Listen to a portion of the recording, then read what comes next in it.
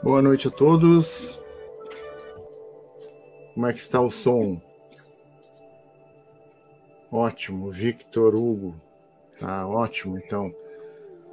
Pessoal, então nós estamos aqui no nosso último bate-papo espírita deste ano, não é? Então nós temos a nossa convidada especial aqui, presidente da UME Viamão, a Crislaine, né? Que vai participar conosco, não é?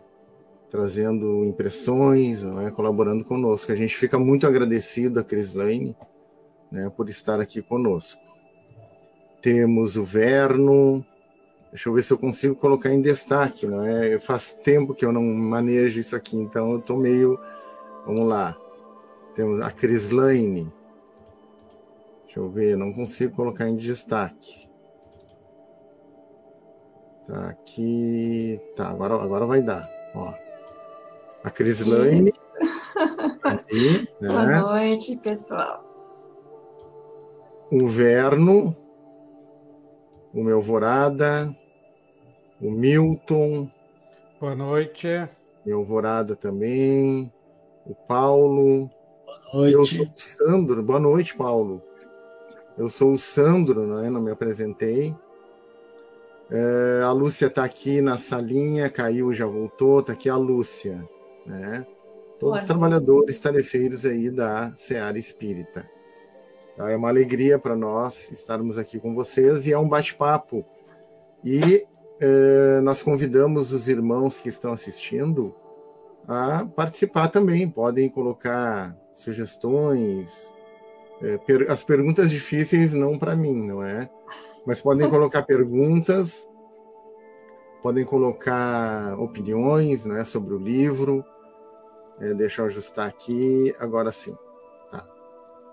Então é um convite, é uma conversa, né, bem agradável vai ser, tá, sobre o livro Nosso Lar. E aproveitamos então o clima de Feira do Livro.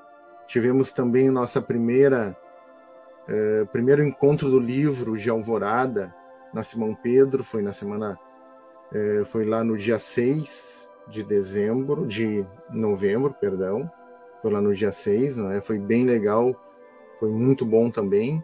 Então, aproveitando esse clima, nós estamos hoje falando sobre esse livro tão importante, né, para o movimento espírita. Mas antes de iniciarmos, vamos fazer a nossa prece, né? Então, convido os irmãos que estão em casa e nós todos aqui para mentalizar firme o nosso grande Mestre Jesus, o homem-luz de todos os tempos. Senhor, estamos aqui para divulgar a doutrina espírita através dessa obra fantástica que vem do mundo espiritual para, igualmente, aquele médium fantástico que foi e que é Chico Xavier, que nos trouxe com tanto amor o conhecimento ditado pelos espíritos, esse trabalho de renúncia de si mesmo. Só temos a agradecer este momento e pedir a tua presença, Mestre Jesus, e a presença dos nossos irmãos da espiritualidade maior, que sempre nos conduzem. Obrigado, Senhor, que assim seja. Mas então, né, vamos iniciar essa conversa. Né? Tivemos algumas dificuldades técnicas, mas já foram resolvidas. Vamos começar com a pergunta, não é? Qual foi a impressão ou as impressões deixadas pelo livro em cada um de nós? Eu vou chamar a nossa convidada, né, de hoje, Crislaine. Tudo bem, Crislaine? Olá, sim, tudo bem. Muito grata por estar aqui, pelo convite, agradecendo. E respondendo a tua pergunta, nossa, quando eu reli, porque essa obra, ela já foi lida muitas vezes. E quando a gente relê, mas relê com os olhos mais atentos, no caso, já que a gente teria que falar alguma coisa sobre a obra, a gente observa muitos detalhes importantes, muitas informações significativas para nós. Então, dá para dizer assim que a impressão que eu tenho é de que existem duas grandes questões que daria para resumir sobre o livro.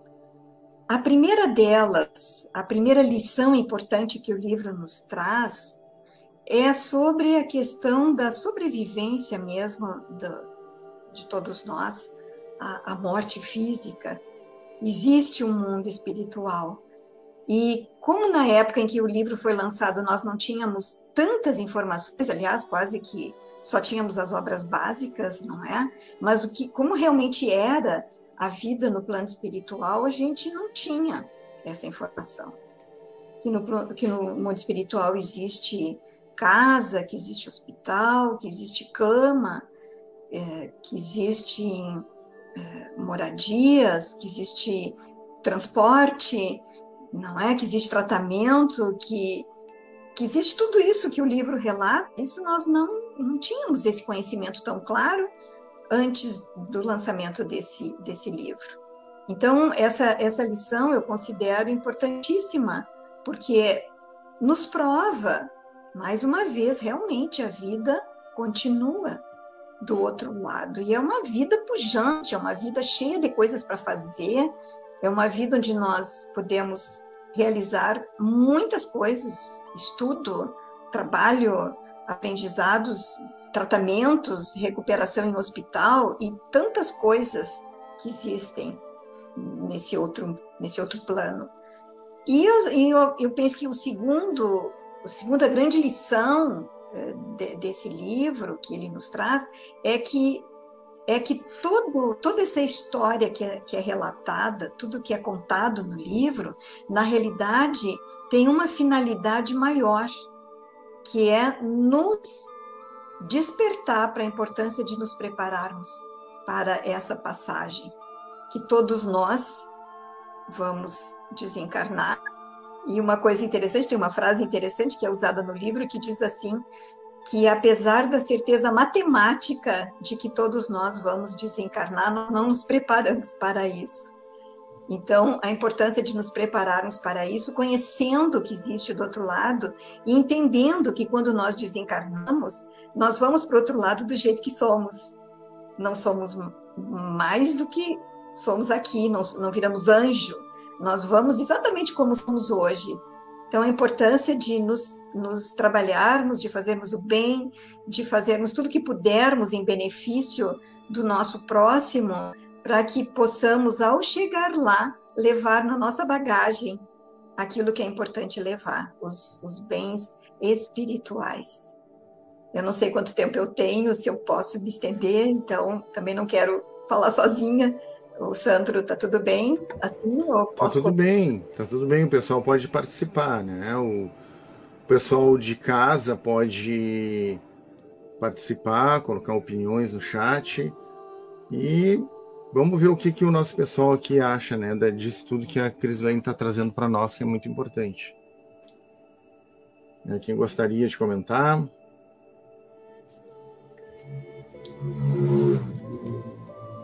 Eu posso continuar já? Pode continuar um pouquinho, né? Eu tenho uma coisa que eu achei interessante, porque quando nós... normalmente, assim, quando alguém desencarna, que passou por grandes dificuldades, sofrimentos, a gente costuma dizer, né, quando vai no cemitério, quando vai no velório, diz assim, descansou. Então, esse é um conceito que as pessoas que não conhecem muito sobre a doutrina espírita têm, de que vai descansar. E, na verdade, o que a obra mostra é exatamente o contrário. A gente trabalha e trabalha muito lá no plano espiritual. Então, o que faz a gente pensar no seguinte, trazendo essa questão do trabalho, a importância do trabalho no bem, do trabalho pelo próximo, para as nossas relações aqui na Terra, porque o objetivo da obra é trazer tudo aquilo para a nossa vida aqui na Terra. O quanto nós podemos aproveitar essa informação para a nossa vida aqui na Terra, para nos prepararmos para esse retorno à pátria espiritual. Então, quando na nossa busca espiritual, nosso trabalhador espírita, vamos falar do espírita que somos nós, os nossos trabalhadores nas nossas casas. É muito comum que a pessoa vá à casa espírita, que vá buscar o socorro espiritual e usufrua de tudo aquilo que a casa espírita oferece. Então, a pessoa às vezes está nessa busca, vai na casa espírita, faz atendimento fraterno, onde tem alguém lá que está trabalhando, a recepção da casa tem alguém trabalhando, a pessoa vai e assiste palestra, tem alguém lá fazendo a palestra. Então, são muitos os trabalhadores na secretaria, na livraria, biblioteca, em todas as áreas da casa, em todos os trabalhos que a casa oferece, temos pessoas se doando, trabalho voluntário. Então, a pessoa vai, e muitas vezes ela fica, ela faz curso, e não se dispõe a trabalhar. Isso é muito interessante, eu observo, não sei se é só na minha casa, mas se observa muito isso, que a pessoa usufrui de tudo aquilo que a casa espírita oferece e não se doa, não se oferece para trabalhar e para colaborar. É a importância dessa colaboração. Então, lembrando de um caso que André Luiz relata, para tornar a coisa um pouco mais prática, quando ele pela primeira vez vai pedir trabalho, né, para o Clarencio, e aquela senhora que está com ele vai pedir os benefícios que ela espera receber, que ela quer voltar para a Terra para ajudar os filhos, porque os filhos estão passando dificuldades, estão passando trabalho. E aí o Clarencio pergunta o que ela, lá no plano espiritual, na colônia, o que ela produziu, quantos bônus horas ela tem de trabalho, e ela fala em 300 e poucos. E aí ele pergunta, mas quanto tempo ela está lá no plano espiritual? E ela fala em 6 anos. Em 6 anos ela só conseguiu produzir 300 e poucas horas de bônus de trabalho, bônus hora. E aí o Clarencio coloca essa questão da importância para nós podermos receber algum benefício, termos as nossas solicitações atendidas, que nós também produzamos, trabalhemos em benefício do outro. E aí a gente pode trazer para a nossa casa espírita, né? Quando alguém vem à casa, ele vem com problemas muitas vezes sérios, é encaminhado para a nossa casa espírita pelo seu benfeitor espiritual. Então, alguém, por exemplo, com ideia suicida, ele chega na casa espírita porque o benfeitor dele disse, vai lá na casa, vai lá, o Sandro está lá no atendimento fraterno, o Sandro vai te atender. O Sandro está lá, não sei se faz fraterno, Sandro, mas o Sandro está lá, vai receber. Então, essa pessoa vai conversar, vai orientar, vai esclarecer, e a pessoa sai da casa feliz, bem, porque ela viu de outra forma o seu desafio, ela foi atendida, foi consolada e sai bem. Aí o Sandro vai lá na sua cadernetinha e anota. Bom, eu tenho tantos bônus hora, porque eu atendi hoje de tarde 2 horas. Será que é assim que funciona? O Sandro anota lá, Sandro, na tua cadernetinha, os teus bônus hora? Tenho certeza que não. Só que o benfeitor espiritual, aquele que encaminhou aquela pessoa para casa e que o Sandro acolheu, esse benfeitor espiritual anotou na sua caderneta. Olha só, o Sandro fez um trabalho maravilhoso, está aqui anotado na minha cadernetinha que o Sandro fez um trabalho muito bom, ajudou, a pessoa desistiu dessa ideia de se suicidar. Então, o Sandro conquistou o quê? Amigo espiritual, alguém que com certeza vai falar com o benfeitor espiritual do Sandro e vai dizer, olha só, o Sandro, ó, gente boa, quando tu precisar de alguma coisa, pode me chamar, porque eu vou colaborar e vou ajudar o Sandro quando o Sandro precisar. Então, esta é a dinâmica, a roda, a rede, como ela funciona. Nós conquistamos amigos espirituais quando nós auxiliamos, quando nós doamos do nosso amor, do nosso trabalho. A importância do trabalho no bem é esta, é conquistar para nós aprendizado, experiência, amigos espirituais, créditos espirituais para quando nós precisarmos. Perfeito, ótimo, Crislane. Eu queria só comentar uma coisinha ali, né, com respeito ao que tu trouxe também. Eu li o livro pela primeira vez, eu tinha uns 15 anos de idade, né? Estava numa idade complicada. O que é a vida, né? Aquelas perguntas, né? Que mundo é esse que eu estou vivendo? Vale a pena? Li o livro, né? Na época eu achei um absurdo. Meu Deus, o que é isso? Fui olhar a capa, né? Mas quem é o autor disso aqui? O que esse cara usou, né? Mas não, depois a gente começa a amadurecer, e depois lendo inclusive as obras básicas e o Livro dos Espíritos, né? Deixa eu colocar o pessoal lado a lado aqui. Deu. E o Livro dos Espíritos, a gente começa a se convencer porque a gente começa a se conscientizar. E aí depois a gente vai ler algumas coisas do mundo aqui, né? Lá na filosofia, né? Platão, né? Fala na imortalidade. Lá na tribo, os índios já têm uma ideia da imortalidade. Hoje a física fala em universos paralelos, só que de maneira tudo muito vaga. Então, a mediunidade, né, no caso ali de Chico, né, essa mediunidade com o Cristo, vamos dizer assim, essa mediunidade é que possibilitou uma ideia tão detalhada do que é a vida espiritual. E isso é fantástico, e eu comentava com alguém esses dias, né, até falando sobre o livro, nós estamos na era em que alguns bilionários pensam em conquistar planetas, não é? E mandar gente para lá e colonizar. Mas a gente ainda não consegue entender isso aqui na Terra. Né? Então, há muito tempo se fala em imortalidade da alma, em vida após a morte, e termina aí. E, no entanto, existe toda uma... A Crislane trouxe muito bem, não é? Existe trabalho, evolução, misericórdia, né? O pessoal colocou ali, ó, vamos ver aqui, só para terminar minha fala também, né? A Claire colocou que existe esperança e auxílio após o desencarne, né? Foi o primeiro livro lido, né, pela nossa irmã lá, Ana Lúcia Rafaeli, né? Enquanto a Crislane falava, a Ana Lúcia também colocou que leu hoje aquela parte ali da senhora que pede para retornar e ajudar os seus, não é? Então, é um mundo novo. Na verdade, é um mundo, não é novo, mas para nós é novo, não é?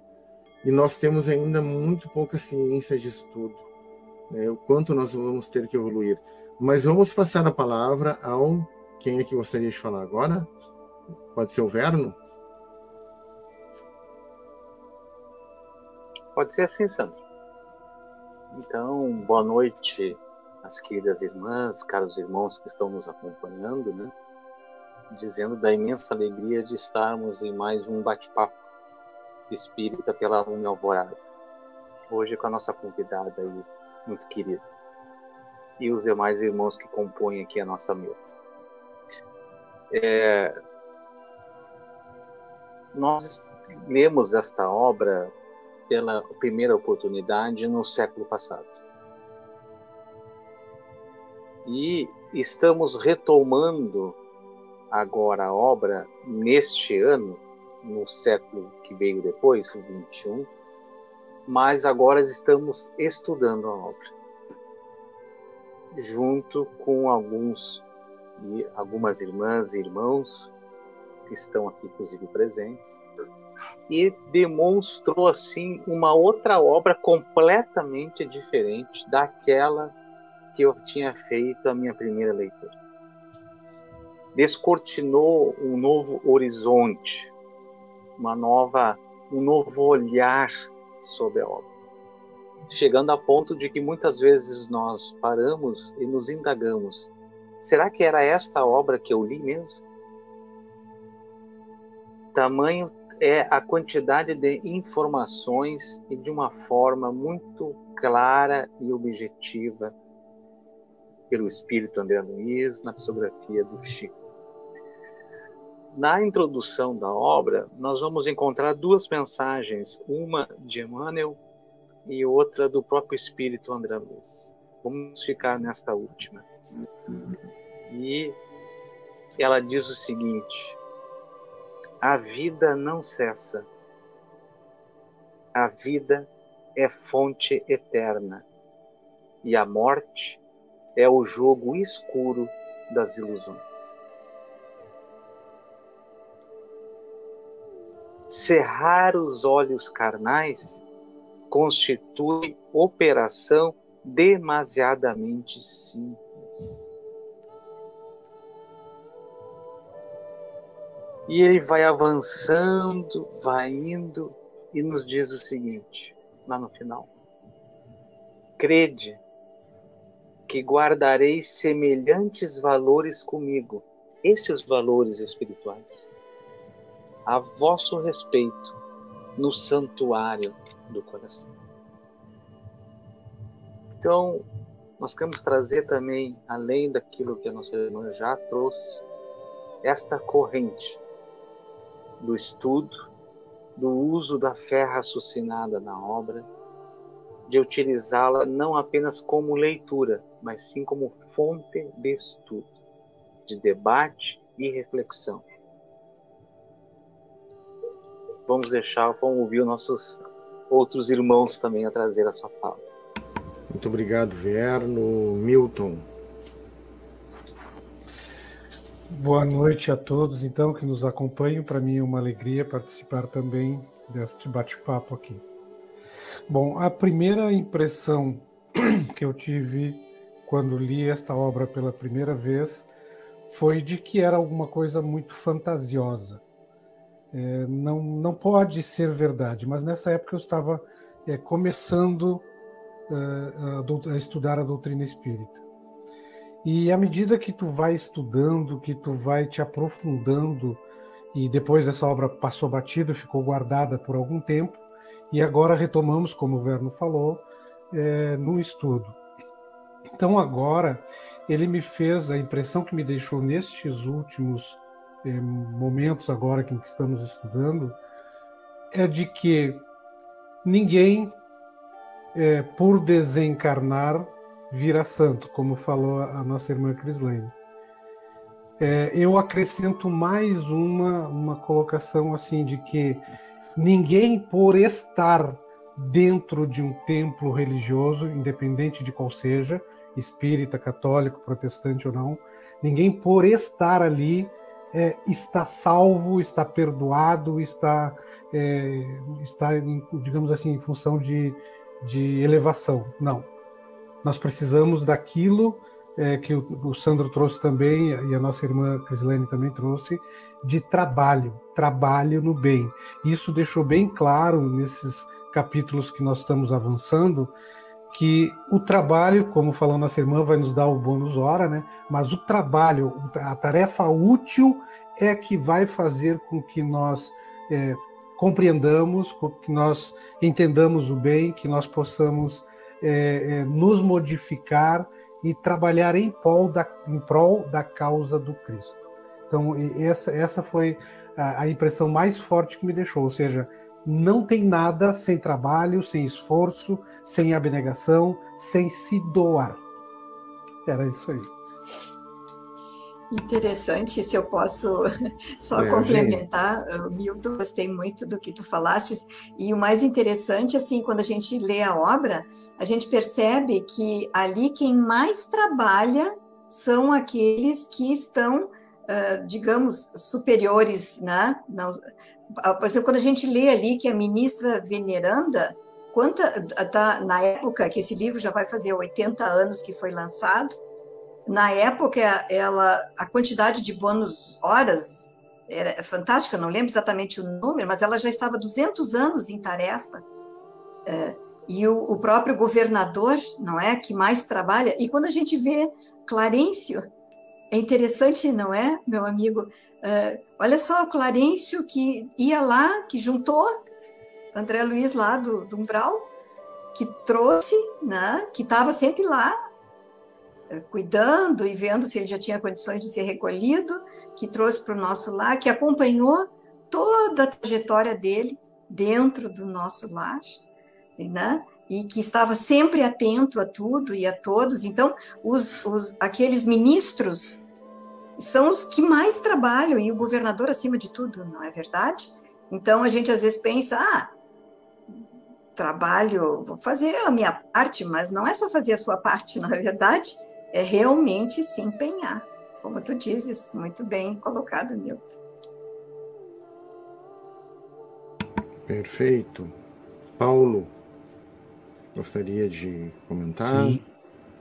Boa noite a todos. É muito bom estar realmente com os irmãos e com o pessoal que está nos assistindo. Bom, é como já foi falado, né? Faço minhas as palavras de todos. E acrescento assim que, bom, quando eu li a primeira vez no século passado, a obra Nosso Lar, eu não me apeguei aos detalhes, né? Eu peguei mais naquela parte ali, que a vida continuava, tinha TV de plasma, notebook, situações do umbral, o Airbus e outras coisas assim. Mas, no final, agora estudando, depois de anos de estudo da doutrina espírita, lembro as obras básicas, as obras de codificação e as obras subsidiárias, que são muitas, após o Nosso Lar também, e outros, e a gente estudando na Casa Espírita todo esse tempo, envolvido no estudo, e agora estudando em grupo o Nosso Lar é outra visão, como foi falado, que não parece o livro Nosso Lar que eu li no século passado.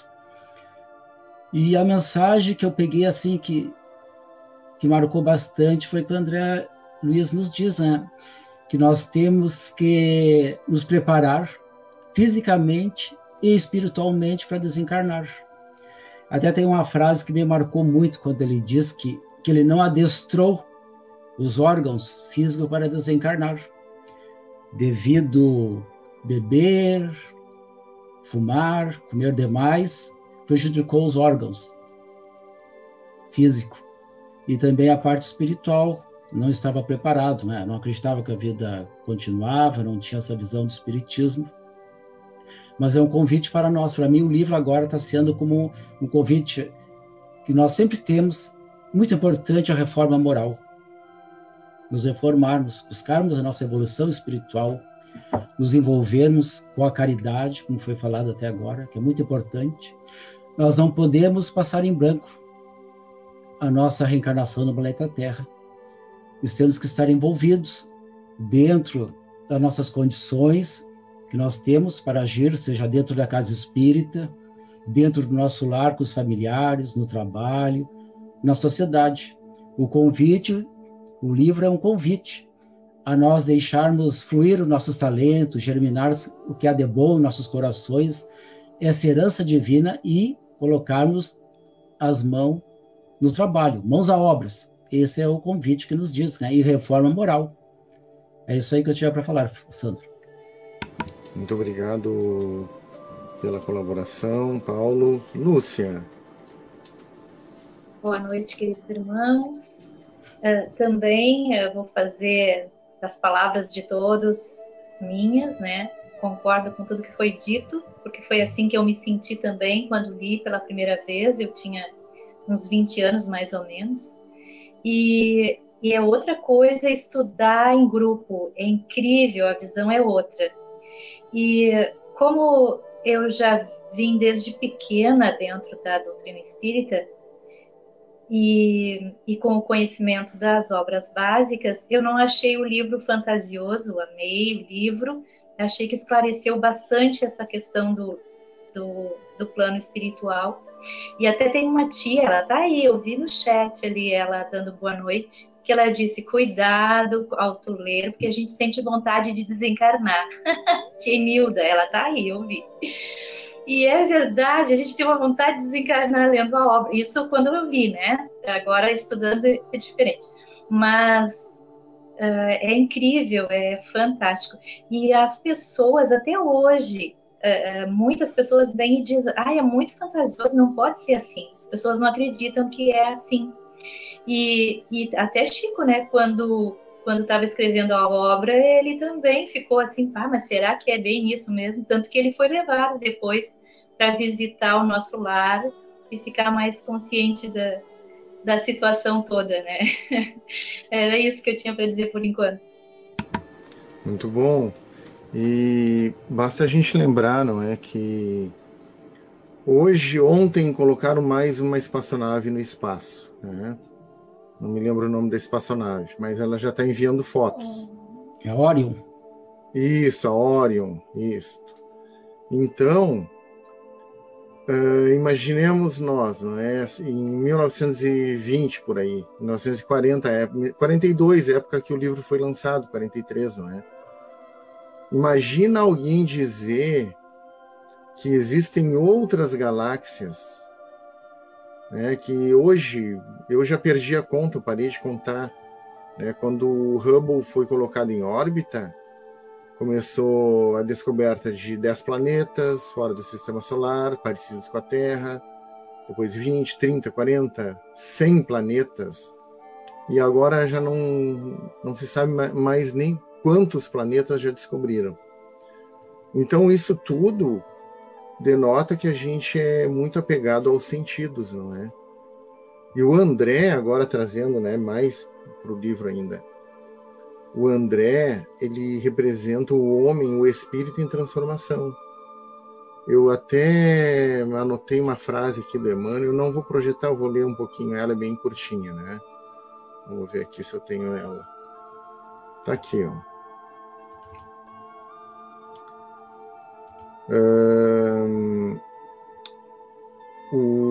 O Emmanuel falando, né, de André lá no início do livro. André precisou igualmente cerrar a cortina sobre si mesmo. É por isso que não podemos apresentar o médico terrestre e autor humano, mas sim um novo amigo e irmão na eternidade. O que ele está falando aqui? Ele está falando da transformação, não é? Então o livro, a todo momento, fala de questões morais, fala de orgulho e vaidade. O André entra ali, né, como o grande cientista brasileiro, né, deu um carteiraço, mas ali o que vale não é o título terreno, é a moral. E o Emmanuel comenta isso mais adiante também, né, em outras palavras. Então, né, o livro é, sobretudo, na minha opinião, né, já estou dando a segunda opinião, né, não estou deixando o pessoal falar, mas, sobretudo, é um relato de transformação, né? Então, o André, ele fica aquele tempo, 8 anos, e de quebra de paradigmas também, porque agora o inferno eterno não existe. Né? Agora, na verdade, a partir das obras básicas, né? Lá em 1850 e depois, né? Por ali. Mas o inferno eterno não existe. Existe um momento de sofrimento, sim, né? Porque André não escolheu bem durante a vida terrena, mas aquele momento, quando ele tem, né, quando ele clama por Deus e lembra lá da mãezinha dele, que aos 4 anos de idade lia o Evangelho para ele diz, né, mas deve existir esse Deus que a minha mãe falava, mais ou menos assim. E então ele faz uma prece e consegue enxergar o instrutor, o governador, no caso, né, que é o Clarencio, porque eleva o padrão vibratório dele. Então aí ele tem toda aquela caminhada de transformação. Então, para mim, o bonito ali também, né, é a transformação do espírito. Mas eu já falei demais, né? Quem gostaria, Crislane, vamos ver o que tem no site aqui, no chat. A Elaine Ribeiro, vamos ver o que ela coloca aqui para nós. Como já foi dito, para mim o livro me deu um choque de realidade. Pena que no dia a dia, muitas vezes, nos esquecemos. Não é só tu, né, Elaine? Nós esquecemos de vigiar os nossos impulsos humanos. Mas que bom que temos a literatura espírita e os grupos de estudos para que possamos aprender e evoluir juntos. Muito bom, muito obrigado. Vamos ver aqui a Marisa Guedes. Marizinha, eu já li 3 vezes e sempre fico emocionada com o mundo espiritual. E que o nosso trabalho no bem nos faz uma pessoa melhor. E procurar cada vez mais estudar e trabalhar no bem. Ótimo, muito obrigado pelas contribuições. Creslane, algum comentário? Fiquem à vontade, todos. Senão eu vou começar a falar aqui e não paro mais. Aí sim vocês vão ver. Então, a gente tem muitos comentários a fazer, porque o livro, assim, ele é rico em aprendizados. E uma coisa que tu falaste, Sandra, interessante, a misericórdia divina sempre presente, né? Porque a gente aprende ali que por pior que tenha sido a pessoa, por mais que tenha errado, por mais que esteja, chegue no plano espiritual sem nenhuma noção de nada, sem ter recursos, sem ter feito uma boa mala com coisas adequadas para levar, a gente nunca está abandonado. Eu acho que esse entendimento é muito importante para nós, porque ele mostra que todo o tempo que André Luiz esteve no umbral, perdido, atrapalhado, sem entender o que estava acontecendo, porque não tinha nenhum conhecimento dessa realidade espiritual, como muitos que desencarnam não têm. Mas ele em nenhum momento esteve abandonado, sempre, em qualquer circunstância, em qualquer lugar, estamos sempre amparados pela espiritualidade. Só que, para que nós possamos ver esse amparo, perceber esse amparo, e usufruir desse amparo, é preciso que a pessoa desperte para isso, mude o padrão vibratório, como foi o Sandro que falou, não é? Então, temos ali um momento em que ele consegue orar, que ele lembra da mãe, que ele ora, que ele realmente faz uma prece de coração, ele muda o padrão e é amparado.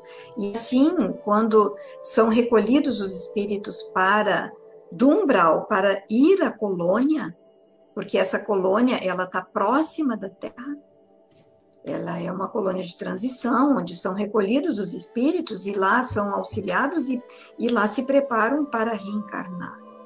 Então, esses espíritos, para serem recolhidos e irem ao umbral, eles têm que ter uma mínima condição de ter de algum arrependimento, de se dar conta do seu erro, do seu equívoco, e para isso conseguirem ser auxiliados e retomar a sua trajetória evolutiva. Então, ali conta um exemplo, que é o capítulo que se intitula O Vampiro, daquela mulher que pede socorro, né? Ela pede para ser auxiliada e a Narcisa vai com o André Luiz ali e vê que ela está em frangalhos, esfarrapada, cheia de úlceras e fica penalizada com seus pedidos de socorro e de ajuda. E ela chama a pessoa responsável pela vigilância e o vigilante não permite que ela entre. E o André Luiz e a Narcisa ficam condoídos da situação dela e perguntam, tá, mas nós não podemos ajudar? A Narcisa diz, mas eu me responsabilizo por ela, eu vou cuidar dela. E aí o vigilante mostra que ela realmente não pode ainda ser recolhida, não por falta de caridade, mas porque ela realmente não se arrependeu do que fez e não está em condições de ser auxiliada ainda. E aí mostra aqueles 58 pontos escuros que ela tem em volta dela, que são os abortos que ela fez em jovens, em outras pessoas. E quando ela é negado a ela a possibilidade de entrar, ela mostra quem realmente ela é. Porque aí ela se revolta, ela xinga, ela briga, ela mostra que ela não está arrependida do que fez, ela acha que o que ela fez estava correto. Então, essa questão é importante que nós nos demos conta quando erramos, que erramos, e que nos coloquemos há caminho para modificar, para fazer o bem, porque por mais que tenhamos errado, ou por mais que algum familiar, algum amor nosso, alguém que a gente queira bem tenha errado, não está perdido, eternamente sofrendo ou sem amparo espiritual.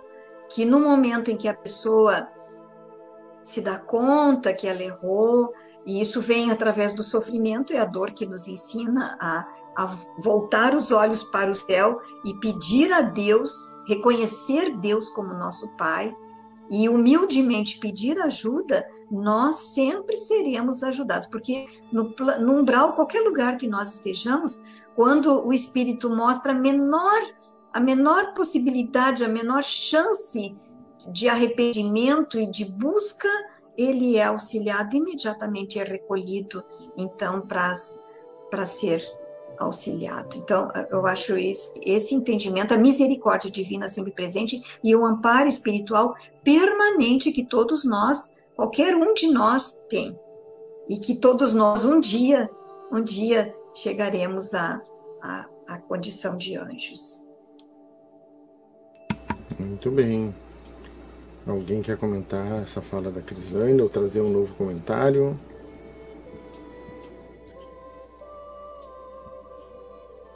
Então eu vou comentar, né? Me chamou a atenção ali também, né? Ele fala de apegos, né? Até tem 2 casos, né? O caso da menina que desencarnou e era noiva, né? Então ela queria porque queria voltar e rever o noivo, né? Mas ela está numa outra realidade agora. Ela não pode retornar, né? E a gente aprende na doutrina espírita que tudo são vivências, não é? São experiências que a gente tem que passar. A experiência do desapego, todos nós vamos passar em algum momento, um familiar que desencarna, né? A gente, agora parênteses aqui, né? Lembrando lá do Livro dos Espíritos, né? Então é feita uma pergunta, né? Kardec faz uma pergunta a São Luís, se eu não me engano, né? Sobre a morte. E São Luís responde muito tranquilamente: em mundos avançados não se chora a morte. É claro, a gente está na Terra ainda, a gente está num processo de aprendizagem, né? Ninguém está dizendo para não ter saudade, não é isso. Mas em mundos avançados, talvez porque não tem ainda complexos de culpa, não é? Os apegos são muito menores, o entendimento da realidade é diferente. Então, retornando ao livro aqui, né? Ela é apegada ao noivo. André Luiz, quando retorna ao seu lar, né, vê tudo transformado e vê que a companheira já está com outro companheiro, né? E ele se desequilibra ali momentaneamente. Então nós temos ainda a mania, né, de achar que nós somos donos das pessoas também, em todos os sentidos, tanto em relacionamentos afetivos, né, conjugais, quanto a filhos, pais, etc. E também um terceiro momento é a fala do governador, não é, que diz que todos nós somos irmãos, né? E lembrando lá estava lembrando hoje do Pai Nosso, né? Quando Jesus disse Pai Nosso, Emmanuel comenta, né? Pai Nosso. Pai Nosso é porque todos nós somos irmãos. Se somos irmãos, eu tenho que me preocupar com todos, não só com os da minha família, mas com o meu vizinho, com aquele que ainda não compreende e ainda faz guerra, com aquele que ainda não compreende e gerencia mal os recursos da humanidade inteira, não é? E emitir um pensamento, não é, para que esse espírito, né, que está encarnado no momento, se transforme, né? Então, eu lembro muito dessa passagem também, né, dos nossos apegos, não é? A gente é muito apegado ainda ao que a gente enxerga, o que a gente vê, né? E aquele velho ditado, não é? Quando André Luiz retorna ao mundo espiritual, ele não carregou o diploma, nem a casa, né? Naquela época eu acho que era charrete, ou estava surgindo ali o Ford Bigode, não é? Não sei, né? Os carros mais antigos, mas não se leva nada para o mundo espiritual. E, no entanto, a gente se apega às coisas materiais, aos títulos, etc. Né? Passo a palavra aos irmãos. Eu queria comentar isso, gostei muito dessa tua fala, porque, assim, algo que é de grande importância é exatamente isso, a gente ressignificar as relações. Porque quando eu retorno para o plano espiritual, como o Sandro bem falou, eu não levo meu RG, meu CPF, meu título de médico, eu não levo nada. Eu encerro a minha experiência e eu volto para o plano espiritual, claro, levando a bagagem que eu tenho, mas eu encerrei essa experiência. E aqueles que conviveram comigo, os afetos, os laços de afeto conquistados, eles permanecem sim, mas de uma outra forma. Então é bem interessante, o André Luiz, ele volta, ele vê que a esposa, a Zélia, casou, ele no início fica bem, com muito ciúme, e o interessante é que durante todo o livro parece que ele foi preparado para esse momento, ele só consegue voltar para ver a família dele 1 ano depois de estar em nosso lar, quando ele já tinha uma outra visão. Mas mesmo assim ele balança. E é interessante porque antes dele ter se concedido essa licença de passar uma semana na Terra, ele conhece Tobias. Lembra, Sandro? Ele conhece Tobias. Tobias é o novo amigo que ele faz, que trabalha nas câmaras de retificação. E o Tobias convida o André Luiz para ir na casa dele, e lá tem uma situação estranha, que eles riem quando falam, mas o Tobias vive com as 2 esposas dele, né? A Hilda e a Luciana.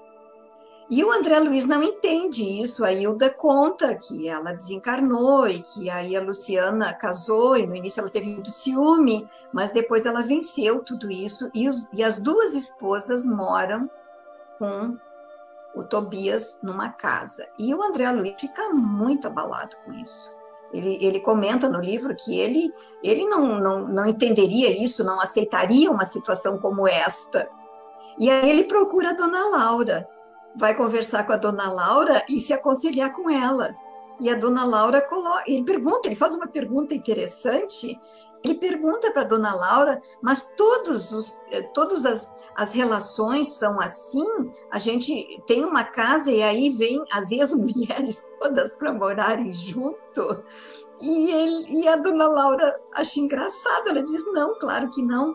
Para isso tem que haver muita compreensão. Afeto, não só afeto, mas compreensão. E depois ele fica sabendo que a Luciana tem um noivo, enfim, porque a esposa mesmo é a Hilda, mas eles conseguiram vencer. E isso é muito difícil, porque o que acontece com a neta da Dona Laura? Ela tem ciúme. Quando ela fica sabendo que o noivo não está lá chorando, que o noivo já está namorando a melhor amiga dela, ela não se conforma. Só que o André Luiz coloca no final, quando ele aceita essa situação, ele passou a entender finalmente, e aí que ele dá um salto evolutivo, que a esposa não é propriedade dele, que os filhos não são propriedade dele, que ele agora os considera como irmãos e passa a ajudá-los na condição de irmãos, os filhos e a Zélia e o Ernesto, que é o marido atual. Então, aí que ele consegue o título de cidadão de nosso lar, porque ele realmente conseguiu dar esse salto evolutivo compreendendo isso, o que é muito difícil, porque a gente vê em toda a obra André Luiz diversos casos de ciúme, e ele próprio diz ali que o umbral está cheio de situações em que, por ciúme, por se acharem donos uns dos outros, as pessoas não aceitam isso. E, no entanto, nós não somos donos de ninguém. Esse entendimento eu acho extremamente importante. Nós estamos juntos, mas não somos donos de ninguém. né? Cada um tem o direito de fazer as suas escolhas e seguir a sua vida, apesar de que os laços de amor verdadeiro não se rompem. Isso é muito claro no livro, né? Onde as famílias se reúnem e vivem felizes, né? Lá nas suas casas. É isso, Sandro. Falei demais, né? Nossa, falou. Ótimo. Não, mas está muito bom. Na verdade, o livro é para um seminário de 2 dias, não é? O Verno parece estar preparando alguma coisa ali no livro. Não, só queria trazer nesta linha de raciocínio que nós estamos adotando agora, que inclusive o capítulo que nós estudamos semana passada e hoje nós retornamos, o 17, que é na Casa de Lísias, foi quando o André Luiz, após a alta de seu tratamento hospitalar na colônia, né, o médico Henrique de Luna disse para ele que ele está com alta, o Clarencio então lhe entrega uma caderneta, né, porque esse era o nível evolutivo do André Luiz, né, no filme Pai Vai Ser Bem, porque tinha gente que usava tela de plasma e ele usava caneta de pena. Então, para ele circular no nosso lar, o Clarencio foi extremamente caridoso, porque em vez de dar uma tag, um chip ou uma pulseira eletrônica, ele deu uma caderneta para André Luiz e disse que era o grau evolutivo do André Luiz. Essa caderneta terá validade por 1 ano. E durante esse período, aproveite e instrua-se. Quer dizer, vá estudar, né? Aprenda essa nova realidade que tu está vivendo. E nessa oportunidade, nesse diálogo, que é um diálogo de extrema alegria, porque você está internado há alguns meses, próximo a 1 ano, e recebe a alta, qualquer paciente fica efusivo, né? E o Lísias diz para Clarencio: André Luiz, eu te convido a morar na minha casa com a minha família. E aquilo é pego de surpresa, tanto André como o Clarencio.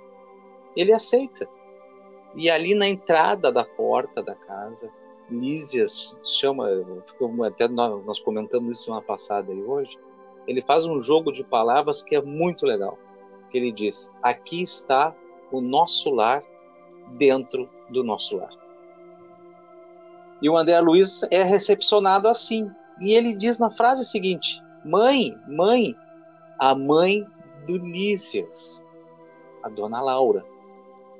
E ela vem em direção aos dois. Mamãe é mãe, né? E ela disse: eu soube, olhando para André, que a tua mãe não vive mais aqui no nosso lar. Ela está em outros planos. Eu serei para ti uma irmã com funções maternas. Mais uma vez reforça a questão da família espiritual, né? Ela diz: eu serei para ti uma irmã com funções maternas. E é nessa atmosfera é que André Luiz é recepcionado para que passe a viver na casa de Lísias. Veja que eles não haviam nenhum laço corporal ou sanguíneo na terra. Os laços deles foram construídos na espiritualidade, porque Lísias era um enfermeiro visitador que atendia diariamente o André Luiz. E tamanha era a afinidade que eles tinham, que ele já havia comentado na casa dele, junto de sua mãe e de suas tias maternas, de que quando o André tivesse alta, ele iria convidá-lo a residir com elas, com ele, na casa deles. Isso acaba acontecendo nesse capítulo, o capítulo 17, que é na casa de Lísias. Demonstra mais um exemplo de tantos outros que a obra tem, de que o que impera, ao fim e ao cabo, é a família espiritual e não a família material. Inclusive, isso está no livro dos Espíritos, né? Bem tratado as questões. Muito bem, Vera. Alguém mais quer comentar? Nosso horário já está terminando. Aqui nós temos apenas um aperitivo, não é?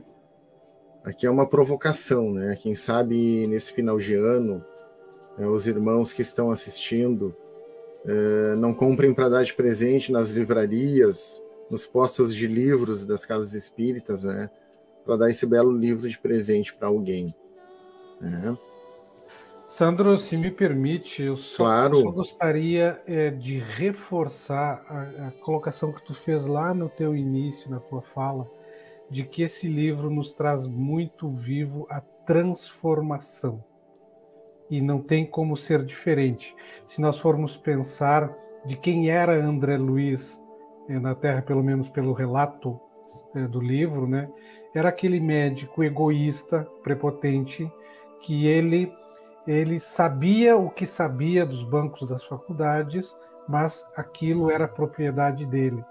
E depois, quando ele então ganha alta, como o Verno falou, quando ele começa a se preparar para trabalhar utilmente em nosso lar, ele abandona esse homem velho, ele esquece tudo o que ele aprendeu na Terra, porque a situação lá, a ocasião era diferente.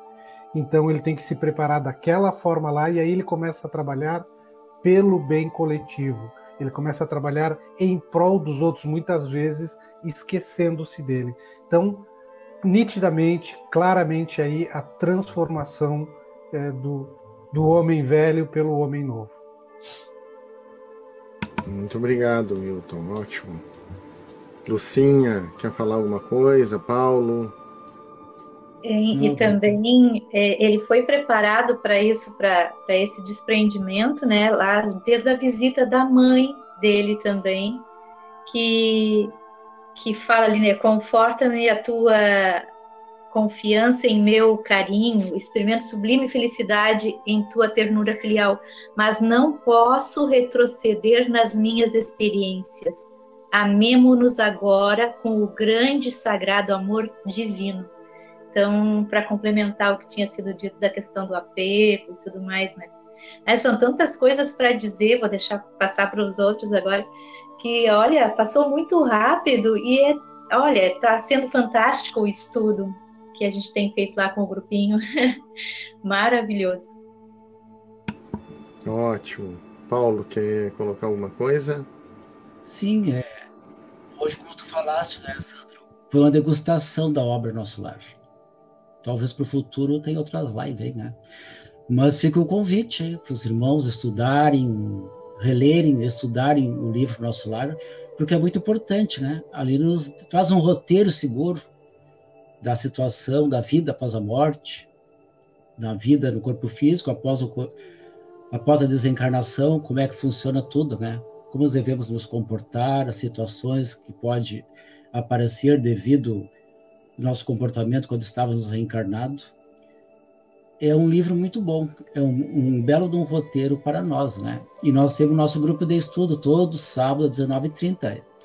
Está liberado, né, Verno? Para novos componentes, para se quiserem estudar a obra Nosso Lar conosco, estamos aí à disposição. É isso aí, Sandro. Um ótimo convite, muito bem. Eu queria comentar alguma coisa que me veio à mente agora, né? Para encerrarmos, né? Porque o pessoal já está em casa ali fazendo a janta, alguns já estão jantando, né? Talvez. Mas a gente vive momentos, né, de transformação no planeta Terra. E eu me lembrei daquela passagem em que eles vão receber os que desencarnaram pela guerra que está acontecendo naquele momento. Me arrepiei agora, não é coincidência ou não, temos uma guerra no planeta. O estado deplorável que aqueles irmãos que fomentam a guerra, né, desencarnam, vão ter que passar por experiências amargas, mas Deus também é misericórdia, não é? Mas eu quero ressaltar uma coisa, né? Aqueles irmãos que retornaram à colônia Nosso Lar, que foram perseguidos, desencarnaram pelas perseguições e pela guerra, mas eles retornaram com um sentimento de perdão por aqueles outros. Eles retornaram bem, né? Então, que todos aqueles que estejam passando por esse momento agora, nessas terras distantes, tenham fé em Deus, fé na justiça divina, fé na imortalidade da alma, fé na continuidade da vida, não é? E eu vou ler um trechinho que Emmanuel escreve sobre o livro. E depois que eu ler, eu peço a Crislane encerra para nós com uma prece, depois da minha leitura. Sim. Eu vou compartilhar aqui então, ó, porque aí fica melhor. Uma guia aqui. Compartilhar. Apresentação. Vamos ver. O homem terrestre não é um deserdado, que muitos falaram aqui. É filho de Deus em trabalho construtivo, envergando a roupagem da carne, aluno de escola benemérita, onde precisa aprender a elevar-se. A luta humana é a sua oportunidade, a sua ferramenta, o seu livro. Ela diz bem alto que não basta a criatura apegar-se à existência humana, mas precisa saber aproveitá-la dignamente, que os passos do cristão em qualquer escola religiosa devem dirigir-se verdadeiramente ao Cristo, e que em nosso campo doutrinário precisamos, em verdade, do espiritismo e do espiritualismo, mas muito mais de espiritualidade. Então, as palavras de Emmanuel. Agradeço a todos. Agradecemos, então, a Crislane, ao Verno, ao Milton, ao Paulo e à Lúcia pela participação e ao público que está ainda conosco, não é? Que todos fiquem em paz. E pedimos, então, a Crislane encerrar para nós com uma prece. Muito obrigado, Crislane, por tudo. Então, meus amigos, eu agradeço muito pelo convite, me senti muito honrada e feliz por estar aqui com vocês e pela oportunidade de reestudar essa obra. Eu fui quem mais aproveitei os aprendizados que ela me trouxe, com certeza. Agradeço a oportunidade e nesse momento, então, vamos pedir a Deus que nos abençoe os propósitos de seguirmos no nosso aprendizado, nos nossos estudos, de aproveitarmos esta oportunidade de estarmos encarnados nesse período de transição, período de grandes desafios, mas todos nós que temos a doutrina espírita como referencial, que conhecemos Jesus, que sabemos que Jesus nos ama, nos ampara, nos dirige, que prometeu que estaria conosco todos os dias, sempre presente junto de nós. Todos nós que já sabemos que a vida prossegue, que a morte do corpo físico é apenas uma passagem, um retorno ao nosso lar, a colônia espiritual a qual todos nós, cada um de nós está vinculado, de onde nós partimos e para onde retornaremos. Então, cientes de tudo isso, na certeza da presença permanente e contínua e amorosa dos nossos benfeitores espirituais, nos dirigindo, nos amparando, nos orientando, nós, então, seguimos a nossa jornada. Sabemos que desafios fazem parte do nosso crescimento, do nosso aprendizado. E dessa forma, nós seguimos confiantes. E assim, então, agradecidos pela presença de cada um, agradecidos pela presença dos nossos benfeitores amigos ao nosso lado, agradecidos a Jesus por confiar em nós, e por nos dar esta oportunidade de sermos, cada um de nós, os trabalhadores da última hora. Nós encerramos o nosso encontro, o nosso trabalho desta noite, desejando luz e paz a todos. Muito obrigada e que assim seja, meus amigos. Assim seja, obrigado a todos, que Deus abençoe a todos, que todos tenham uma boa semana, uma bela semana, muita força em Jesus Cristo e no Evangelho do Cristo. Abraço a todos.